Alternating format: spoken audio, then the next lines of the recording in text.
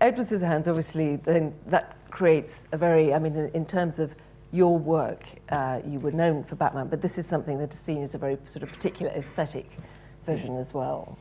Yeah, I mean, it's like, I mean, you try to put everything personal into every movie, but yeah, I mean, I think it was, it was the first one that was sort of, you know, from me, based on stuff, my own kind of story. So, yeah, but it was strange too, because after doing Batman, I mean, you know, it was meant to be low budget, but it was really strange. I had to go all the way to the depths of interior Florida, because they think, well, once you make a big movie, that everything is big and everything is, you know, so, you know, we had to walk away from so many like locations, like swamplands in Florida, because they thought, well, this is a giant movie, and so it's a lot of money, and so it was actually quite a struggle to get made, you know, because it had to just try to be as quiet about it as possible.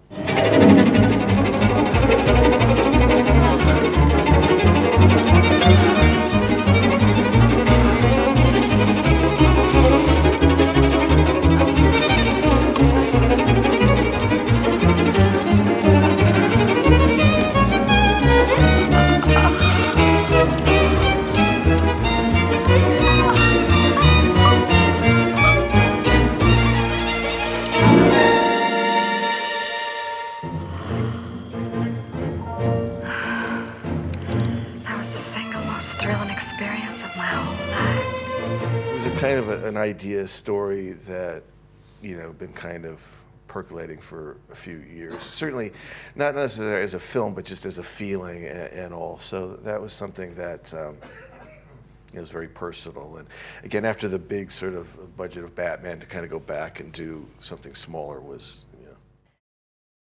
One afternoon, my agent phoned up. He said, "I'm going to send a script over.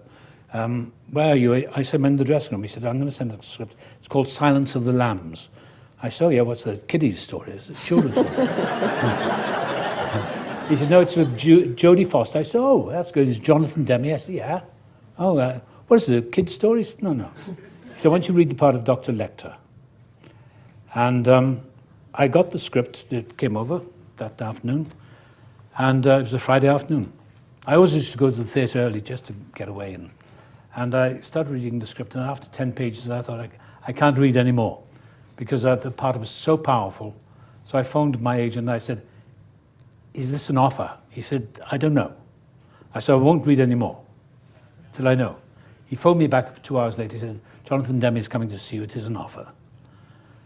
And I read the part, and I knew it was going to be a life changer. I didn't know why.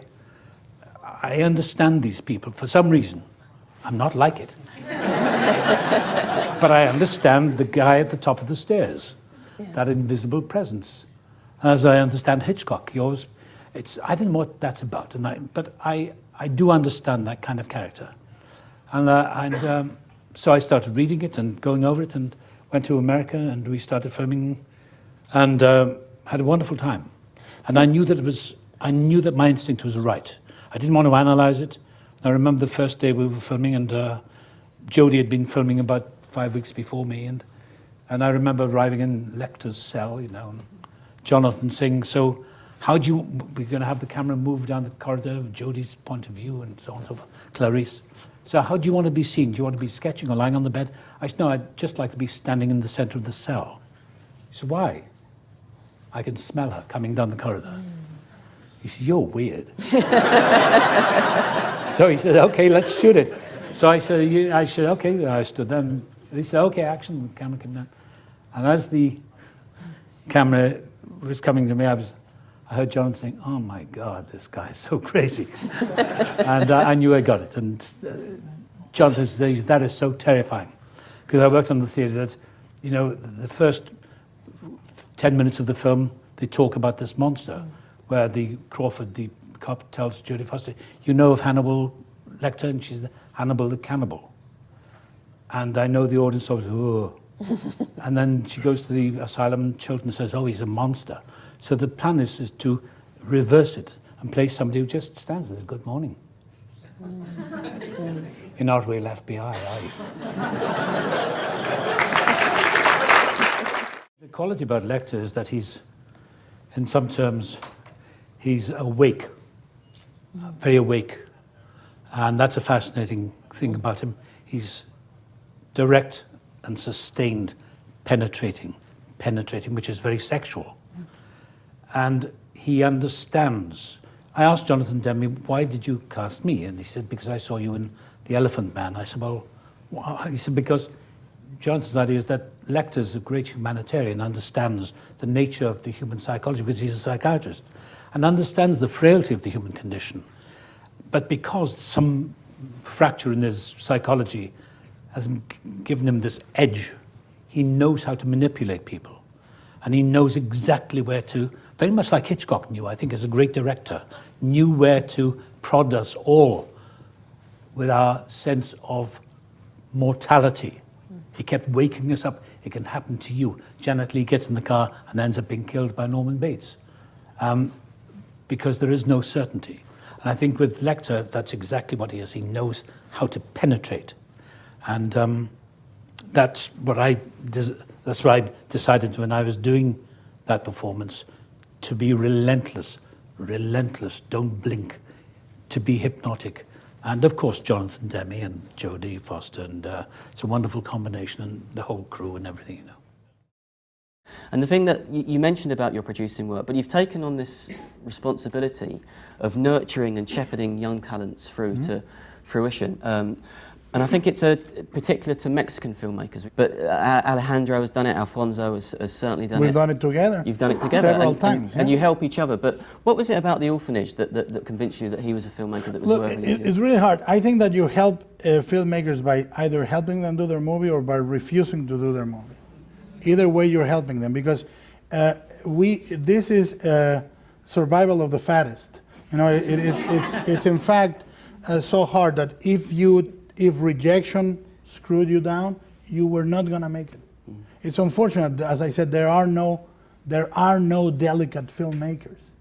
That's a horrible fact, except perhaps in government-sustained industries, which allowed the fragile filmmaker that languishes to shoot every year. Or God bless, but in the reality of most of the worlds, you will not survive.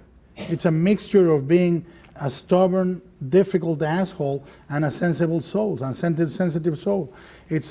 So I always say, when I reject a movie, I say, I cannot or will not get involved, but please pay no attention to me. And you have to. The times I got rejected helped me as much as the times I got helped. And what I try to do when I help is I get the money, I get the time, and I get the hell out of there. A lot of directors wanted to work with you then. Nicholas Roeg, Track 29, and Bram Stoker's Dracula, of course, comes pretty soon after that, when we tend to forget, because it's such a massive role that it was really relatively early on. Yes, it was early on. Yeah, we went up to Napa, to the big Camp Coppola, we used to call it, and spent a week, really, there. The auditioning process was a week, and it was improvisations, and he would, there was lots of wine to drink. He would cook wonderful meals, and it was you know, it was quite a process to get the part. And it was an extraordinary experience. He wanted to make a love story. He didn't really want to make a horror movie. And that's what he did. He set out to do that, and he achieved it. If you want a masterclass in filmmaking, you need look no further than Godfather Part 2. It is brilliant storytelling. It is amazing production design. It is gorgeous cinematography, the composition, the acting, the costume, the music. It is, I think it is a work of art. And so it was great to work with this sort of master filmmaker.